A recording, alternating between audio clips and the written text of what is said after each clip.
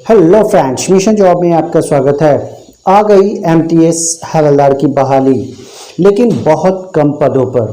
सारी चीज़ों को समझेंगे एक एक करके। ऑनलाइन अप्लाई करने की तिथि हो या फिर सीट कितनी है ये भी देखेंगे। एज क्या होनी चाहिए आपकी, एज क्राइटेरिया को देखेंगे। फी देखेंगे कितना आपका लगना है, क्वालिफिकेशन आपकी क्या होनी चाहिए, सिलेक्शन प्रोसेस क्या रहेगा इस बार, और सिलेक्शन प्रोसेस में सारी चीज़ें जैसे कि exam pattern, syllabus and last में फिजिकल स्टैंडर्ड भी देखेंगे। तो एक एक करके चीज़ों को यहाँ पे समझेंगे। एसएससी एमटीएस हवलदार रिक्रूटमेंट हर साल आती है, एसएससी करवाती है। तो इसमें टोटल पोस्ट अनुमान लगाया जा रहा था कि ये 5000 प्लस पदों पर आएगी, लगभग 10,000 तक पदों पर आ सकती है, लेकिन बहुत ही कम, मात्र 1558 पदों पर यह बहाली निकाली गई है। तो एक तरह से अनुमान भी गलत साबित हो गया। यहाँ पे बहुत कम सीट है।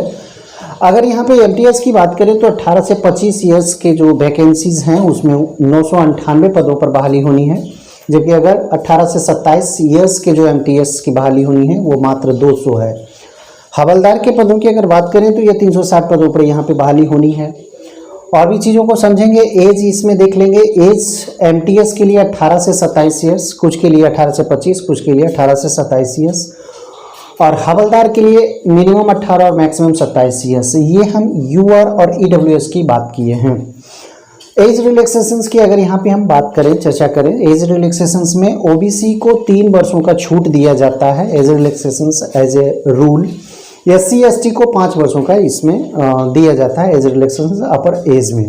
कहने का मतलब है लास्ट 27 ईयर से मैक्सिमम। तो इसमें आप अगर ओबीसी हैं तो 30 वर्षों तक अप्लाई कर सकते हैं। एससी एसटी से बिलोंग्स करते हैं तो आप 32 वर्षों तक आप अप्लाई कर सकते हैं।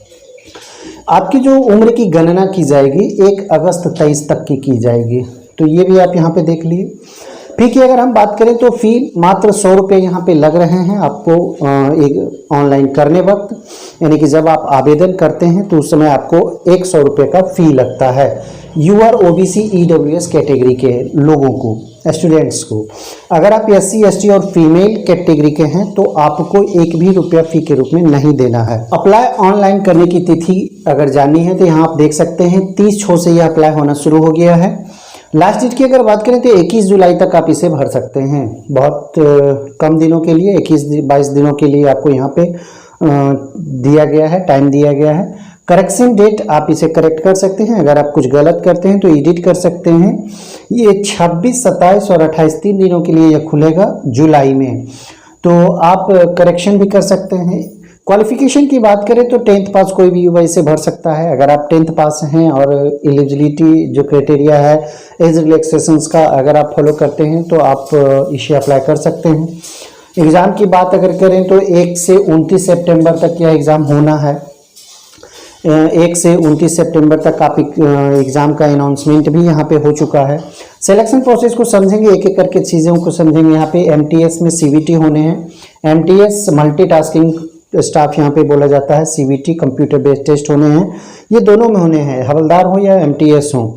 लेकिन हवलदार में फिजिकल भी होना है जो कि एमटीएस में नहीं होगा। डॉक्यूमेंट वेरिफिकेशन होने हैं, डीबी होने हैं जिसे हम लोग कहते हैं, मेडिकल होने हैं। उसके बाद फिर ज्वाइनिंग की प्रक्रिया की जाती है। इसके बाद हम एग्ज़ाम पैटर्न को समझेंगे। एग्ज़ाम पैटर्न क्या है? एग्ज़ाम जो पैटर्न है वो 2 सेशन में होने हैं, सेशन 1 एंड सेशन 2। सबसे पहले सेशन 1 को समझेंगे। इसमें नंबर ऑफ क्वेश्चंस जो होते हैं 40 होते हैं और हर क्वेश्चन पे 3 मार्क्स मिलते हैं। यानी कि टोटल मार्क्स की संख्या अगर बात करें तो 40 थी, 120, 40 इंटू 3 120। एमसीक्यू फॉर्मेट में सीबीटी क्वेश्चंस सीबीटी होने हैं। MCQ format multi choice questions होंगे इसमें। ऑब्जेक्टिव टाइप के, निगेटिव इसमें नहीं होंगे। टाइम 45 मिनट का दिया जाएगा। ये सेशन 1 है। सेशन 2 की बात करें तो इसमें नंबर ऑफ क्वेश्चंस होंगे 50, 10 क्वेश्चंस यहाँ पे बढ़ेंगे। मार्क्स भी बढ़ जाएंगे, 150 हो जाएंगे, क्योंकि हर क्वेश्चन पे आपको 3 मार्क्स मिल रहे हैं। एमसीक्यू फॉर्मेट में होने हैं प्लस सीबीटी होने हैं। तो यहाँ भी आप देख सकते हैं कि एमसीक्यू और सीबीटी फॉर्मेट में ऑनलाइन एग्जाम्स होने हैं। निगेटिव यहाँ पे होंगे 1/3 होंगे। ध्यान देना है, सेशन 1 में निगेटिव नहीं था, जबकि सेशन 2 में आपको निगेटिव की प्रक्रिया से गुजरना होगा। समय इसमें भी 45 मिनट का समय दिया रहेगा, यानी कि 50 क्वेश्चन के लिए भी 45 मिनट और 40 क्वेश्चन के लिए भी 45 मिनट। सेशन 1 में 40 क्वेश्चन होंगे, 45 मिनट का समय दिया रहेगा, और सेशन 2 में 50 क्वेश्चन रहेंगे, 45 मिनट का समय दिया रहेगा। सेशन 1 में निगेटिव नहीं होंगे, जबकि सेशन 2 में निगेटिव होंगे।